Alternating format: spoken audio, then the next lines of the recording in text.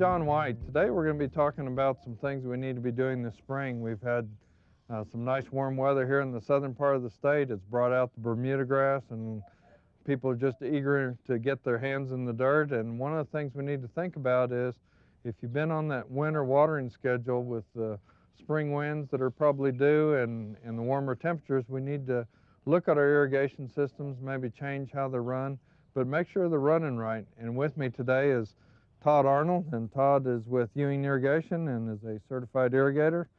Todd, tell us some of the things if we're buying maybe a new house and or we're just opening the system up for the season. What are some of the things we need to do to see if we're in the right ballpark here? Well, John, in this particular bed, we've got a mixture of flood bubblers and spray heads. For the size of the bed, I believe that... Not good to have them on both systems? No, not at all. Okay. I believe for this size of this bed, the flood bubbler is going to be your best bet. So because of the width, we need something that fits the bed better? Exactly. Okay. So one of the things we were going to do is just go ahead and replace this with the flood bubbler. Okay. That's going to cover that area. The screen, we want to make sure there is a screen there to clean things? Sure. We want to make sure that the screen is there and clean. Notice the nozzle that we took off didn't have a screen. And got a little dirt sediment in it. Has a little dirt in there. It probably wasn't working too efficiently to start with. Okay. With the screen in place, it'll kick back any of the debris, hold it back out of the orifice, so it'll work properly. Okay. So we want to make sure on our systems that we do have, either bubblers or spray heads that are all alike. We don't want them mixed. Correct. Okay. I see another bed that we might have problems with. Let's take a look at it. Todd, it looks like we have a little stain on the wall over here. Yeah, John, we have a spray head in this particular bed that's caused some a little bit of staining to the wall. Probably a better, for the size of the bed, a better solution for this would be a flood bubbler like we did in the other bed. Okay.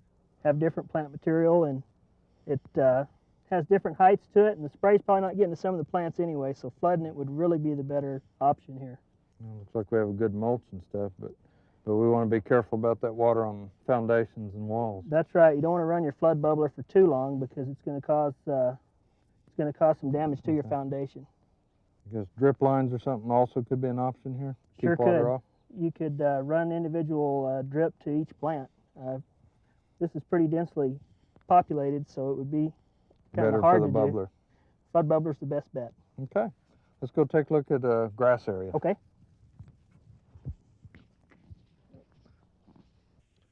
Todd, we've kicked our manual system on here to kind of look at the system. What do you think? Well, we've got a good example of a place that does need some help, John. We first of all have a head that's sticking up above grade.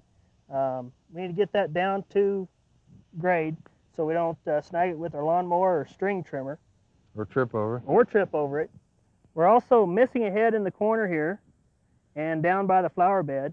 To compensate for that, we've used a larger radius nozzle, and we're spraying over onto the patio and onto our bridge and our granite area, which is promoting weed growth.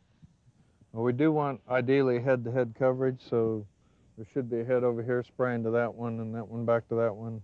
That's vice right. versa through there. At any one time, you should have 3 heads that touch each other.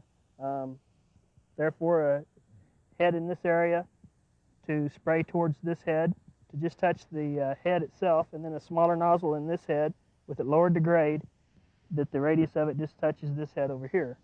Okay. Well, let's go out and take a look at another area out here on the lawn. Okay.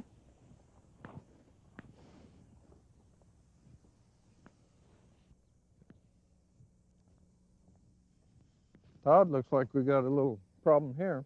Yes, we do, John. We have a head that is below grade. It needs to be raised up so we'll take the full advantage of the pop of the sprinkler. Also, it has a clogged nozzle or screen. It needs to be taken apart, cleaned out, raised up to proper height, and the nozzle either cleaned out or replaced. If you're going to replace one of the nozzles, you want to make sure that you go with the same manufacturer because they do have different precipitation rates. So you may get, even though it's a 10-foot radius head, you may end up with a different manufacturer, which may have a lower or higher precipitation rate. So you'd have either a yellow spot in your grass or a darker green in the rest of your grass. I guess if you're really having problems with the irrigation system, it might be best to call in a professional Yes, licensed irrigator, and maybe more than what a homeowner can handle. that would be your best bet. Now, no- as far as how long to run it for at this time of year, what would you suggest the system should be running for? Well, you definitely want to make sure that you're following your odd even water days. Make sure you're watering on your correct day. Also, you can do the screwdriver test to see how deep your water's going into your, make sure it's getting down your roots good and getting enough water down there. So maybe like a couple times a week? A This time couple of year? times a week is fine. You'd be surprised on how little water that a lot of grasses can get by on. Okay. Some Best people thing to do is overwater. to check it. Best thing to do is to check it out. Okay. Todd, thank you. Thank you.